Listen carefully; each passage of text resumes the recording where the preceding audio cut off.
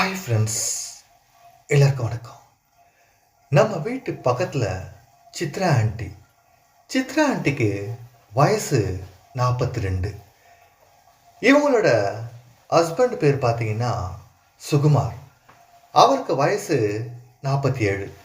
இவங்களுக்கு கல்யாணம் ஆகி 2 பசங்க இருக்காங்க. 2 பேருமே வெளியூரில் காலேஜில் படிச்சுட்டு இருந்தாங்க. அவங்க ஹஸ்பண்டு காலையில் கடைக்கு போனார்னா நைட்டு தான் வீட்டுக்கே வருவார். அவங்க வீட்டில் தினமும் ஒரு நாள் பிரச்சனை நடந்துகிட்டே இருக்கும். ஒரு நாள் நான் வீட்டு மாடி மேலே போகலான்னு சொல்லிட்டு அவங்க வீடு ஜன்னல் பக்கமாக நடந்து போயிட்டு இருந்தேன். எங்கள் வீடும் அவங்க வீடும் பக்கத்தில் தான். அந்த சமயத்தில் அவங்கள கூப்பிட்டாங்க. சரி வா, நம்ம பேசி ரொம்ப நாள் ஆகுது பேசலான்னு சொல்லிட்டு. அதுக்கு ஒன்று சித்ரா என்ன சொன்னாங்க, வேணாங்க, உங்கள் கூட பேசுறது எனக்கு விருப்பம் இல்லை. எல்லா பொண்ணுங்களுமே சந்தோஷன்ற விஷயத்தை எதிர்பார்ப்பாங்க. எனக்கு உங்கள் கிட்ட கிடைக்காதப்போ எனக்கு உங்கள் கூட பேச விருப்பம் இல்லைன்னு சொல்லிட்டாங்க. அவர் சரி கோவமாக வண்டி எடுத்துக்கிட்டு வெளியே போயிட்டார். சரி, நான் மாடி மேலே நின்றுட்டு இருக்கும்போது இவங்க வந்தாங்க. நான் கேட்டேன், என்ன வீட்டில் பிரச்சனைன்னு கேட்டேன். இல்லை, அவர் எப்போ பாரு பேசலாம் கூப்பிட்டுனே இருக்காரு, அதான் அப்படின்னாங்க. நான் ஒன்றே சொன்னேன், பேசுறதுல போய் என்னங்க இருக்குது, போய் பேசலாம்லன்னு. ஐயோ, அவர் பேசுறது உங்களுக்கு புரியலையா அப்படின்னாங்க. அப்போ நான் யோசித்தேன், ஓ சந்தோஷமாக இருக்கிறதுக்கு கூப்பிட்றாரு அப்படின்னு சொல்லிட்டு. ஏங்க உங்களுக்கு அதில் விருப்பம் இல்லையான்னு கேட்டேன். விருப்பம்லாம் இருக்குது, அவர் பேசுகிறது தான் அதிகமாக இருக்குது தவிர செயலில் எதுவுமே கிடையாது. எனக்கு சந்தோஷன்றது ஒரு நாள் கூட இல்லை, எனக்கு அவர்கிட்ட இருக்கவே பிடிக்கல அப்படின்னு சொன்னாங்க. சரின்னு சொல்லிட்டு நானும் கீழே வந்துட்டேன் வீட்டுக்குள்ளே. அதுக்கப்புறம் எனக்கு நைட்டு ஃபுல்லாக சித்ரா ஞாபகமே இருந்தது. என்னடா அது, இவங்க ஆள் பார்க்குறதுக்கு ரொம்ப அழகாக இருக்கிறாங்க, ஆனால் வீட்டில் சந்தோஷன்றதே கிடைக்காம இருக்குது. சரி, நம்ம வேணால் அவங்கக்கிட்ட முயற்சி பண்ணி பார்க்கலாமா அப்படின்னு சொல்லிட்டு நான் தினமும் வீட்டிலேருந்து வெளியே போகும்போது வீட்டுக்கு வரும்போது சித்ராவை பார்த்துட்டே இருப்பேன். சித்ராக்கும் ஆசை அதிகமாக தான் இருந்தது. ஏன்னா என்ன தான் கல்யாணம் ஆகி 2 பசங்க இருந்தாலும் அந்த உணர்ச்சின்றது எல்லாருக்குமே இருக்க தான் செய்யும். ஒரு நாள் நல்ல மழை. அந்த மழையில் நான் பைக் எடுத்துக்கிட்டு வீட்டுக்கு வந்தேன் நனைஞ்சிக்கிட்டு.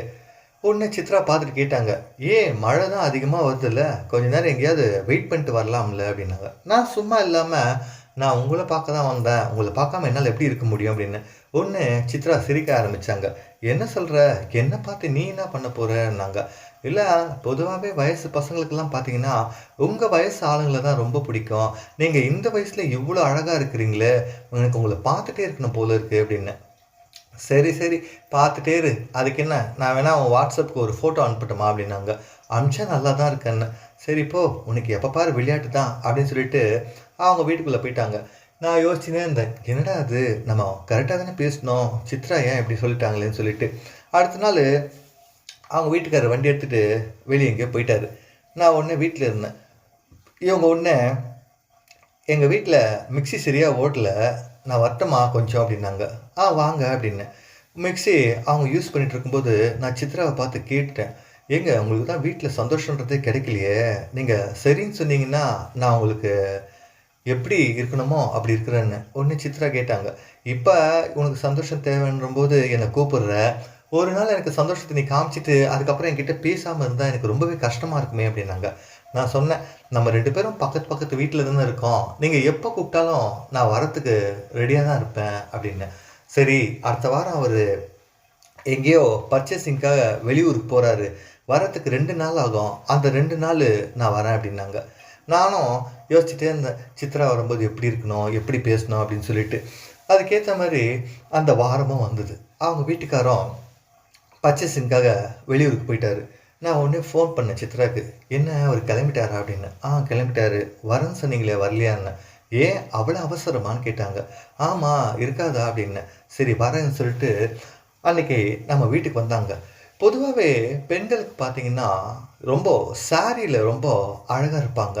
என்ன தான் நமக்கு இப்போது கல்ச்சர் மாறினாலும் இப்போ யாருமே அவ்வளோவா சாரி வெளியே போகும்போது மட்டும்தான் போடுறாங்களே தவிர, வீட்டில் இருக்கும்போது நைட் சூட்டு அந்த மாதிரி தான் யூஸ் பண்ணுவாங்க.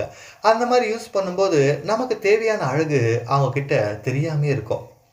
சித்ரா சாரியோட வந்ததும் நான் கேட்டேன், "இன்னைக்கு சூப்பரா இருக்கீங்க" அப்படின்னு. "நிஜமாவான்னாங்க." ஆமான்னேன். சரி சித்ராவே போய் கதவ சாத்திட்டு உள்ள வந்தாங்க. "சரி என்ன பண்ண போற சொல்லு" அப்படின்னாங்க. "ஒரு ஒரு விஷயம் நம்ம சொல்லாம பண்ணா தான் நல்லாயிருக்கும்" அப்படின்னேன்.